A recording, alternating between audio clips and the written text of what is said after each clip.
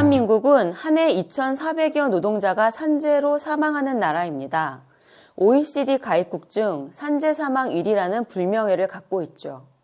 2018년 김용균, 2016년 구의역 김군, 삼성중공업 타워크레인 충돌, 현대제철, 현대중공업 등 반복되는 산재 사망과 특수고용 노동자들의 산재 사망. 노동자들이 죽어나가는 노동 현장을 일일이 거론하려면 3박 4일 밤을 새워도 부족합니다. 산재 사망뿐만 아닙니다. 삼풍 백화점 붕괴, 대구 지하철 참사, 가습기 살균제 참사, 세월호 침몰, 사회적으로도 많은 시민 학생이 다치거나 죽는 사고가 발생했습니다. 이 사고들의 내부를 들여다보면 기업이 더 많은 이윤을 갖기 위해 안전을 무시했고 그러한 기업을 감독해야 할 행정당국의 방관과 묵인이 있었습니다. 그리고 법원은 솜방망이 처벌을 내렸습니다. 이런 상황을 바꾸려면 어떤 변화가 필요할까요? 바로 중대재해기업처벌법 제정으로 산재 사망, 재난사고의 진짜 책임자를 처벌하는 것입니다. 민주노총은 2006년부터 시민과 노동자의 생명과 건강을 빼앗는 산재 사망, 재난사고를 일으킨 기업의 대표, 경영책임자, 법인, 정부 책임자를 처벌할 수 있는 특별법 제정의 필요성을 주장해 왔습니다. 그리고 시민사회단체, 유가족과 함께 법 제정 운동을 전개해 왔습니다. 중대재해기업처벌법은 현행법의 미약한 처벌 한계를 넘어 기업과 정부 책임자에게 그 과실에 맞는 처벌을 내릴 수 있습니다. 과실에 맞는 정확하고 엄중한 처벌이 이루어질 때 기업과 정부 책임자들의 안전에 대한 인식은 획기적으로 개선될 것입니다. 중대재해기업처벌법의 목적은 기업의 조직문화, 안전관리 시스템 미비 등으로 사업장, 다중이용시설 등에서 인명피해가 발생했을 때 법인, 사업주, 경영책임자, 정부의 관련 책임자들을 처벌함으로써 노동자와 시민의 생명과 안전을 확보하는 것입니다. 법 적용 대상은 근로자나 이용자, 기타 사람의 사상 결과가 발생한 경우로 특수고용 노동자, 하청 노동자, 도급 용역 노동자는 물론 세월호 참사, 가습기 살균제 참사와 같은 일반 시민 피해도 포함됩니다. 2013년 삼성전자 불상가스 누출 사고처럼 공장 주변 지역 주민의 인명피해에도 적용됩니다. 처벌 내용은 이렇습니다. 사업주, 경영 책임자 등이 안전보건조치 의무를 다하지 않아 사람을 사망케 하면 3년 이상의 유기징역 또는 5억 원 이하의 벌금을, 사람이 다치면 5년 이하의 유기징역 또는 1억 원 이하의 벌금으로 그들을 처벌할 수 있습니다. 법인에는 10억 원 이하의 벌금을 부과할 수 있는데요. 기업 내부의 위험 방지 의무를 소홀히 하도록 이를 조장, 용인, 방치하는 조직 문화가 있을 때는 전년도 연 매출액의 10분의 1 범위 내에서 벌금을 가중할 수 있습니다. 공무원 역시 그 직무를 다하지 않아 사람을 죽거나 다치게 하면 1년 이상의 징역 또는 3천만 원 이상 3억 원 이하의 벌금을 부과할 수 있습니다. 사고 발생 전에 사고를 방지하고 사고가 발생했더라도 재발하지 않도록 해 노동자, 시민의 생명과 건강을 보호하는 것이 바로 이 법의 주된 취지입니다.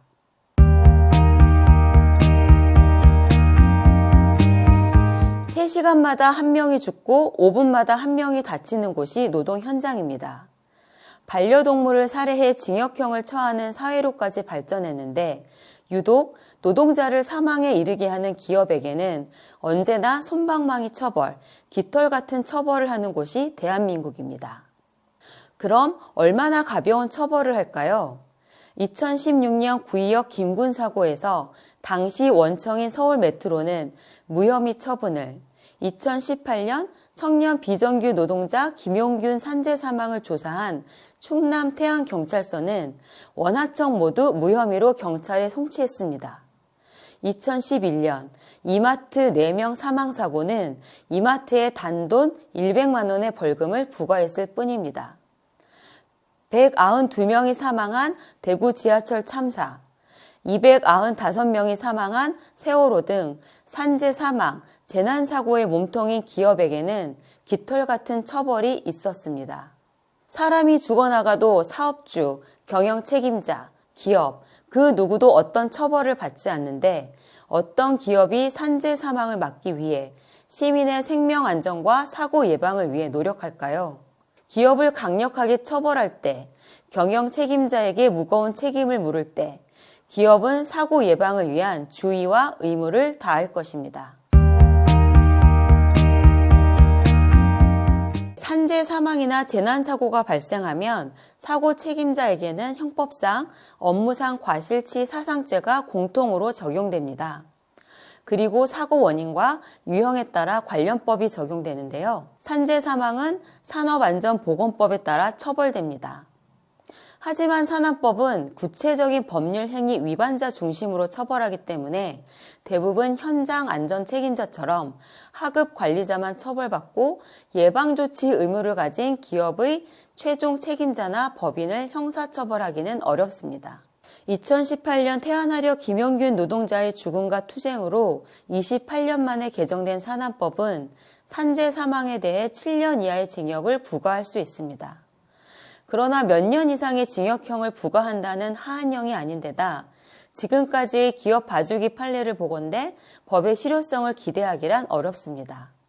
무엇보다 현행 산안법으로는 특수고용 노동자들의 산재 사망에 원청의 책임을 묻기란 불가능합니다. 산안법과 형법의 업무상 과실치사죄가 같이 적용되어 징벌적 손해배상도 불가능합니다. 영업정지도 지자체의 판단에 다시 맡겨집니다.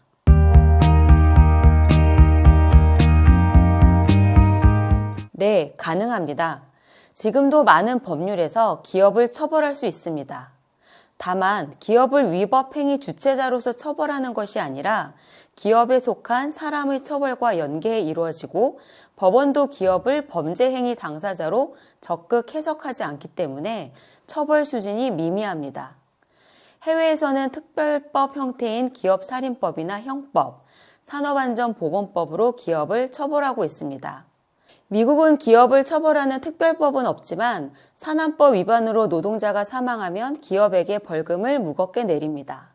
2016년 엘라바마주에 있는 현대 기아 자동차 하청업체의 노동자 산재 사망에 미국 산업안전보건청은 원청 책임을 물어 현대 기아차에게 벌금 30억 원을 부과했습니다. 현재 우리 사회에서 기업이 차지하는 비중은 매우 큽니다. 그 비중만큼 기업의 범죄가 사회 경제에 미치는 영향도 크죠. 세월호 참사, 가습기 살균제 참사를 생각해 볼까요? 기업은 규제 완화를 요구하며 이윤을 챙겼지만 안전 의무는 다하지 않았습니다. 그래서 결국 수백, 수천 명을 사망에 이르게 했죠. 하지만 그에 합당한 처벌을 받지 않았습니다. 책임이 있는 자에게 책임을 물을 수 있을 때 OECD 산재 사망 1위라는 오명에서 대한민국은 조금이라도 벗어날 수 있을 것입니다. 대부분의 산재 사망, 재난사고는 어느 한 노동자, 시민의 위법 행위로 발생하는 것이 아닙니다. 안전투자는 없고 부족한 인력에 장시간 노동을 시키면서 공사기간, 납품기간에 맞춘 몰아치기식 노동이 근본 원인입니다. 기업 내 위험관리 시스템 부재, 노동자의 안전을 중요하게 생각하지 않는 조직 문화, 이를 제대로 관리 감독하지 않는 정부의 책임 방기 등이 복합적으로 작용한 결과입니다. 2013년 성수역, 2015년 강남역, 2016년 구의역 스크린도어 산재 사망은 모두 부실공사, 위험 업무 외주화 등 구조적 원인으로 발생했습니다. 하지만 원청 메트로와 경영 책임자는 무죄이거나 약간의 벌금형을 받았을 뿐입니다. 현대제철, 현대중공업, 삼성중공업, LG건설 등 수많은 기업에서 해마다 산재 사망이 반복되고 있지만 형사처벌을 받지 않습니다. 그러니 노동자의 죽음에 관심이 없는 것입니다. 2013년 스크린도어 사고가 발생했을 때 원청을, 경영 책임자를 제대로 처벌했다면 두 번째, 세 번째 사망사고는 없었을 것입니다. 산재 사망은 노동자의 과실이나 하급 관리자의 잘못으로 발생하지 않습니다. 법으로 규정한 노동자의 안전에 대한 기업의 의무를 밥 먹듯이 위반하는 기업에 의한 구조적 문제가 원인입니다. 즉, 산재 사망은 기업의 조직적 책임입니다. 정부에서 일하는 공무원은 사업장은 물론 많은 사람이 이용하는 시설의 위험 예방 및 안전관리 의무 준수 여부를 감독하고 해당 시설 인허가 권한을 갖고 있습니다. 기업의 안전보건조치 의무를 감독할 책임이 있는 정부 책임자가 그 의무를 소홀히 하면 고의 또는 과실로 재해 발생의 원인을 제공하는 셈입니다. 하지만 기업의 안전보건조치 의무를 감독할 정부가 책임을 다하지 않아 대형 사고가 발생해도 공무원은 사실상 형사 책임을 지지 않죠. 세월호를 볼까요? 사고 당시 선박사고 안전관리 주무부처였던 해양수산부 장관, 해경의 구조 근환 활동을 지휘하는 최고 책임자 해양경찰청장, 재난안전주무부처인 안전행정부 장관 등 그 누구도 세월호 참사에 책임지지 않았습니다. 중대재해기업처벌법은 이런 문제의식을 담아 정부 책임자의 의무소홀로 노동자, 시민을 다치거나 사망에 이르게 되면 1년 이상의 징역 또는 1억 원 이하의 벌금에 처해질 수 있도록 했습니다. 정부 책임자가 의무를 다해 엄격하게 직무를 수행한다면 많은 사고가 예방될 수 있을 것입니다.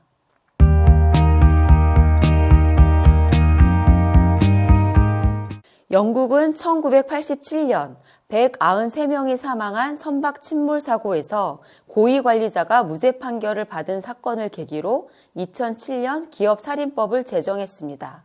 일반 기업, 정부 부처, 경찰, 군대 등에 전면 적용되고 조직, 기관, 조직의 최고 경영자층이 적용 대상입니다. 벌금의 상한선도 없습니다.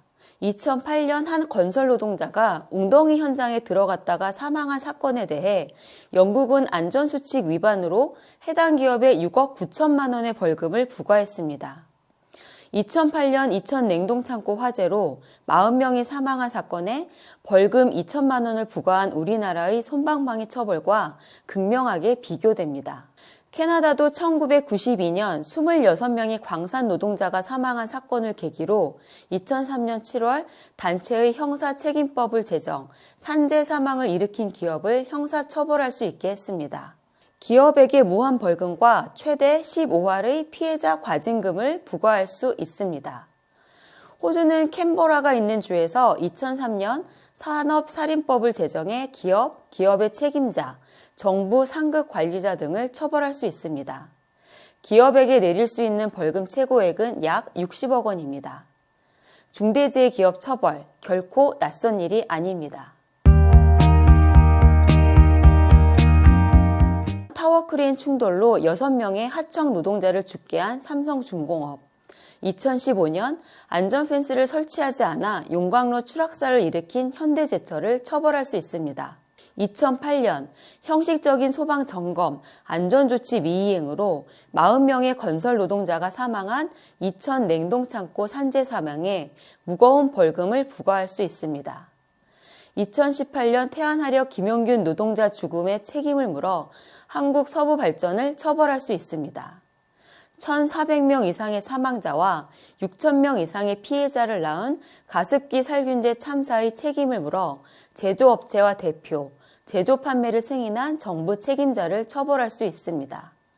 즉, 중대재해기업처벌법이 제정되면 개별법 처벌 규정과 현행 형사법 체계의 한계로 미꾸라지처럼 처벌에서 빠져나갔던 기업, 경영 책임자, 원청, 관련된 정부 책임자들을 처벌할 수 있습니다. 수많은 산재 사망과 재난사고에서 피해는 고스란히 노동자 시민에게 전가하고 뒷짐지고 물러서 있던 사업주, 경영 책임자, 법인, 공무원에게 책임을 물을 수 있습니다. 이것이 가능할 때만이 출근했다가 퇴근하지 못한 한 해 2,400명의 노동자가 가족의 품으로 돌아갈 수 있습니다.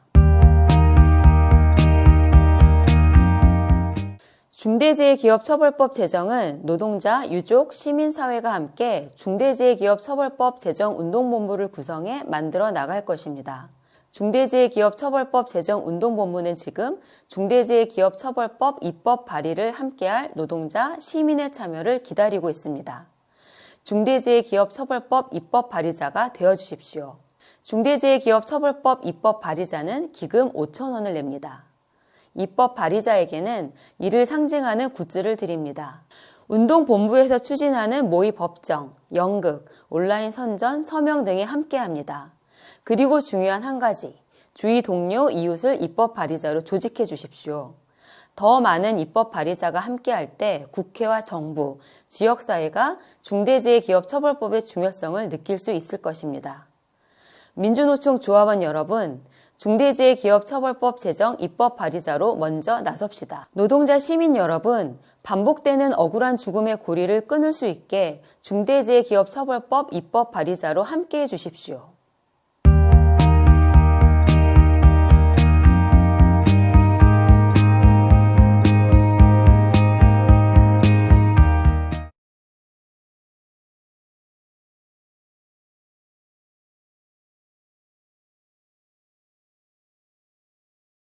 (2020년은)